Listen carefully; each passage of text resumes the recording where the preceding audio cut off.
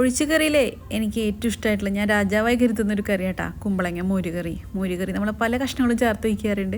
പക്ഷെ അതിൽ കുമ്പളങ്ങ ഇട്ട് വയ്ക്കുന്ന മോരുകറിയായിട്ട് എനിക്ക് ഒരു പിടി കൂടുതൽ ഇഷ്ടം. ഒരു ചെറിയ കഷ്ണം മത്തങ്ങയും കൂടി ഉണ്ടെങ്കിൽ ഒന്നും കൂടി കുശാലായി. എളുപ്പമാണ് ഉണ്ടാക്കാനും. അതുപോലെ തന്നെ നല്ല രീതിക്ക് ഉണ്ടാക്കണമെങ്കിൽ ഏറ്റവും സ്വാദുള്ളൊരു ഒഴിച്ചുകറിയും കൂടിയാണ് ഈ കുമ്പളങ്ങ മോരുകറി. 3/4 കിലോനോളം തൂക്കം വരുന്നൊരു കുമ്പളങ്ങ കേട്ടാ ഈ കാണുന്നത്. അതിൻ്റെ പകുതി മാത്രമേ ഞാൻ എടുക്കുന്നുള്ളൂ. കാരണം ഞങ്ങൾ അംഗസംഖ്യ കുറവാണ്. അതുകൊണ്ടാണ് ഈ ചെറിയൊരു കഷ്ണം എടുത്താൽ തന്നെ അത്യാവശ്യത്തിന് അധികം മോരുകറി ഉണ്ടാക്കാൻ പറ്റും. തൊലി കളഞ്ഞിട്ടേ ചെറിയ കഷ്ണങ്ങളാക്കിയിട്ട് നമ്മുടെ ഇഷ്ടത്തിനനുസരിച്ചുള്ള വലിയ കഷ്ണം ചെറിയ കഷ്ണമൊക്കെ ആക്കാം. ഇതുപോലെ ഒരു സൈസിലാക്കിയിട്ട് ഞാൻ ചട്ടിയിലേക്ക് മാറ്റിയിട്ടുണ്ട്. ഞാൻ എന്നത്തെയും പോലെ ചട്ടിയിൽ തുറന്നു വെച്ചിട്ടാണ് വേവിക്കുന്നത്.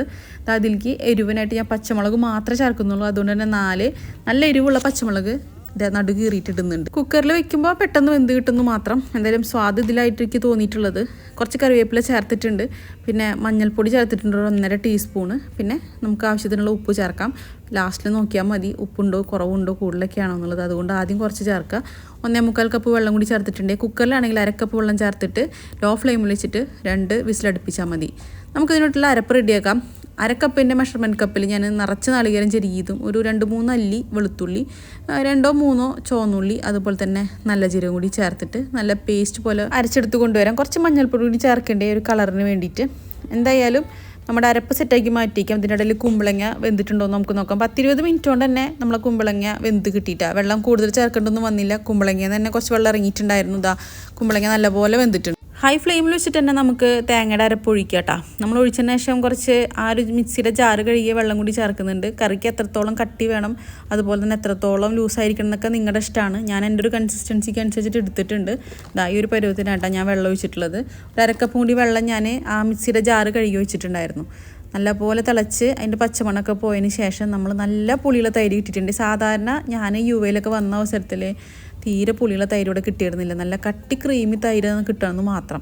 അതുകൊണ്ട് തന്നെ മോരുകറി വെക്കണമെന്ന് എനിക്ക് വലിയ താല്പര്യം ഉണ്ടായിരുന്നില്ല. പക്ഷേ കഴിഞ്ഞ 1-2 വർഷമായിട്ട് നല്ല പുളിയുള്ള തൈര് നമുക്ക് കിട്ടുന്നുണ്ട്. നാടൻ എന്നൊരു ബ്രാൻഡാണ് കേട്ടോ.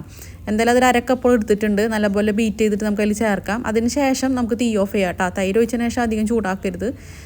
സംഭവം ചട്ടിയുടെ ചൂടാൻ തന്നെ കുറച്ച് തിളച്ച് വന്നിട്ടുണ്ടായിരുന്നു. ഇനിയാണ് മെയിൻ പരിപാടി. വെളിച്ചെണ്ണ ചൂടാക്കി കടുക് ഉലുവയും പൊട്ടിച്ച് കറിവേപ്പിലയും മറ്റുള്ളതൊക്കെ ചേർത്ത് താളിച്ചൊഴിക്കാം. ഉലുവ ഇല്ലെങ്കിൽ നമ്മൾ മോരുകറി ഉണ്ടാക്കേണ്ടെന്ന് ഞാൻ പറയുള്ളൂ കേട്ടോ. ആ ഉലുവയുടെ ഒരു മണം പ്രത്യേകത തന്നെയാണ് നമ്മുടെ ഈ മോരുകറിക്ക്. ആ ഉലുവയുടെ മണം ഉണ്ടല്ലോ, അത് പ്രത്യേകത തന്നെയാണ് കേട്ടോ ആ ഒരു മോരുകറിക്ക് എന്ന് പറയുന്നത്. അതുകൊണ്ടാണ് ഞാൻ പറഞ്ഞത് ഉലുവ ഇല്ലെങ്കിൽ പിന്നെ മോരുകറി ഉണ്ടാക്കാൻ നിൽക്കണ്ട. എൻ്റെ വീട്ടിൽ മോരുകറി ഉണ്ടാക്കുമ്പോൾ അമ്മ സാധാരണയായിട്ട് വെളുത്തുള്ളി മാത്രമേ അരയ്ക്കാറുള്ളൂ. നല്ല ജീരകവും ചുവന്നുള്ളിയൊന്നും അരയ്ക്കാറില്ല. പിന്നെ ഈ മോരുകറി കാണുമ്പോൾ പലർക്കും പല അഭിപ്രായങ്ങളുണ്ടാവും. ചിലർ പറയും എന്തിനാണ് ചുവന്നുള്ളി അരയ്ക്കുന്നത് അല്ലെങ്കിൽ എന്തിനാണ് വെളുത്തുള്ളി അരയ്ക്കണമെന്നൊക്കെ. അത് ഓരോ ഭാഗത്തും ഓരോ തരത്തിലാണ് ഉണ്ടാക്കുക.